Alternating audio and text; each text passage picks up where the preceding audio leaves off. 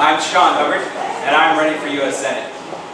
We all know that lawyers, lobbyists, and millionaires are not underrepresented or marginalized in Washington. As a matter of fact, they spend a great deal of time and money ensuring that the rest of us are underrepresented and marginalized. We started this campaign to prove that regular folks still matter, that the rest of us still had a voice, that this was still our government. I'm not your typical candidate. You may have noticed that I'm young. I'm 31 years old, and you may have noticed I look a bit younger than that. I don't come from a politically connected or wealthy family. I'm the great-grandson of a carpenter and a letter carrier, the grandson of a carpet salesman, a small business owner, and a public school teacher. Until recently, my father owned a small hardware store and had to shut it down because of the economy.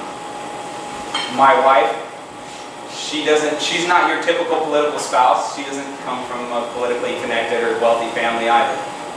She was born in a concentration camp outside of Battambang, Cambodia, during one of the worst genocides that this world has ever witnessed.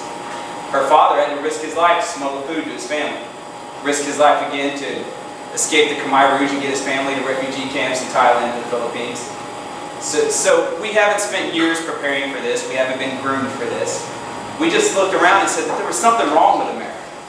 Over the last several decades, we've seen Wall Street and the top 1% prosper, while Main Street and the rest of us have struggled.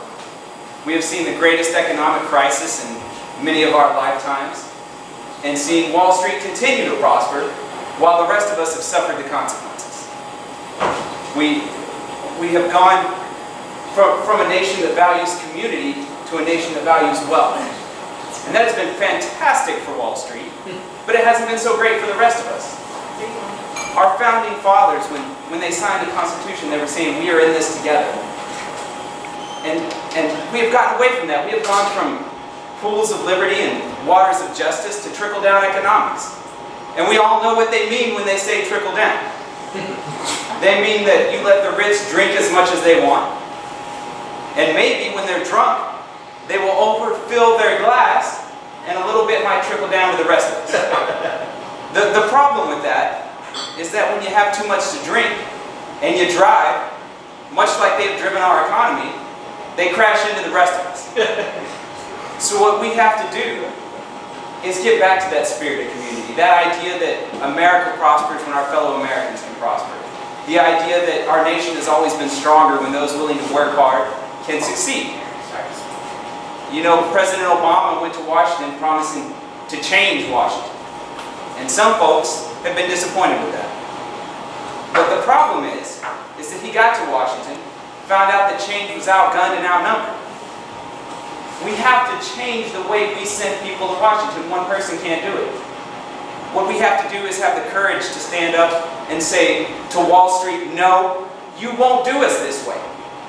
The courage to stand up to the Koch brothers and say that no, our democracy is not for sale.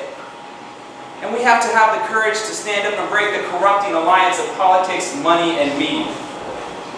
That's what I ask of you, is courage. I also ask for your time, your contributions, your energy, your support. We can get back to that America of our highest ideals.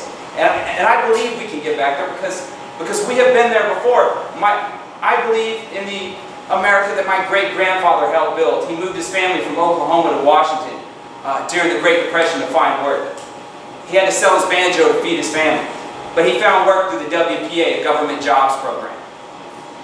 I believe in that America because his grandson, my father, was able to go back to Washington, buy back that 108-year-old banjo and give it to his son. I believe in that America because my father-in-law, a new immigrant, was able to work hard and provide for his family. I ask that you help me get us back there. And if we are willing to work hard and show a little bit of courage, we will win, President Barack Obama will win, and we will make the entrenched interests like it. Thank you very much.